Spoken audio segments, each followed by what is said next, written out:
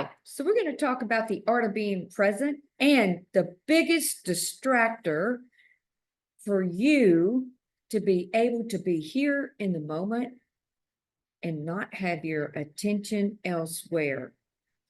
So there is an art to being present. But let me explain to you how that works. So let's say everything in life is going great.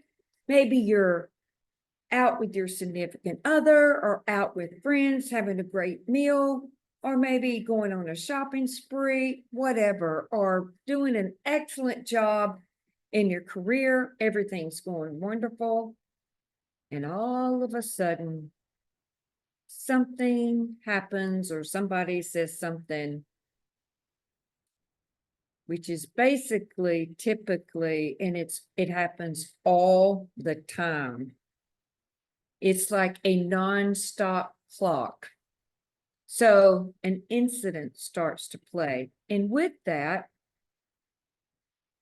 usually the first thing that comes into the space, the first thing that comes into your mind is fear. And once that fear is there, fear really, really creates a lot of chaos. And actually, it's very difficult to be there anymore. It basically, you typically want to get away from the fear or you pull away from it. You know, a lot of times you want to run away. It depends on the situation. It's specific to the situation. So let me give you an example. When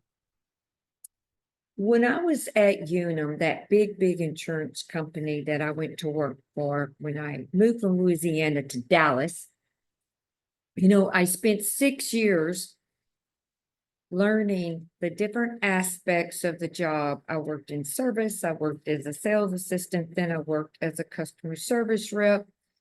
And because my ultimate goal was to become an account manager, which was having my own block of business, traveling to a couple of states in my territories and handling customers, making sure that they loved us and that they renewed with us.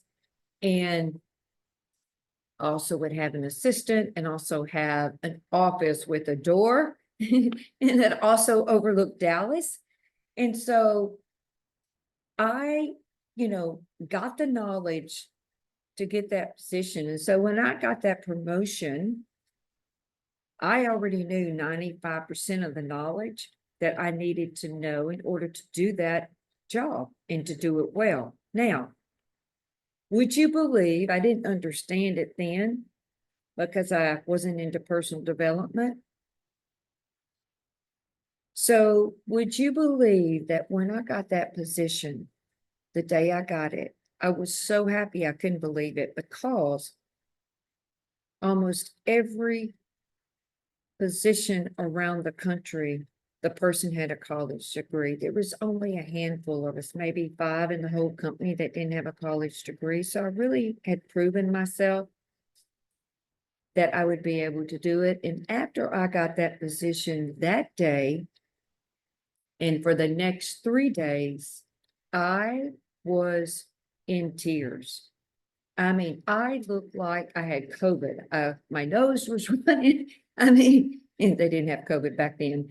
My nose was running. I looked like I had the worst cold of the century because I was crying so much. And I had to work and I was in the office. I couldn't explain it. But what had happened was I had triggered an enormous amount of fear. And so that big, huge presence that I had, that certainty, that confidence, everything I had worked for, all that success, my dream becoming an actuality, I got it. And fear was overtaking me. I was so afraid that I would fail. I remember the manager walking up to me because you could look at me like I was in the copy room making copies, and he looked at me and he said, "Are you all right?" You could tell by my face, no matter how much makeup I put on, that I'd been crying. And I mean, I just remember, I couldn't even explain it. I just knew that I was terrified that I wouldn't be able to do this job. And then I didn't want to be there anymore. It was like really, my attention was so scattered. I was no longer in present time. So basically what happened is this incident of fear of failure started to play. It was much bigger than me, and I was no longer there. It took me 3 days to get out of that. But that happens to us all the time in life. Life will be going great. And then all of a sudden, it can be as simple as someone not calling you back. It can be as simple as someone canceling the contract. It can be as simple as maybe somebody looked at you the wrong way. And there we go. You're no longer in present time. Something has come into the space, has triggered you, and is now much bigger than you.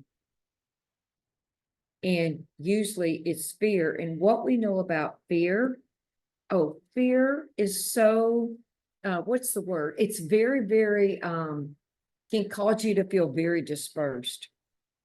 Very, very dispersed. So how do you handle that? Well, if this happens, and I know it happens to everybody every day, because our attention gets knocked out of present time, write down what you were doing and inspect what came to view.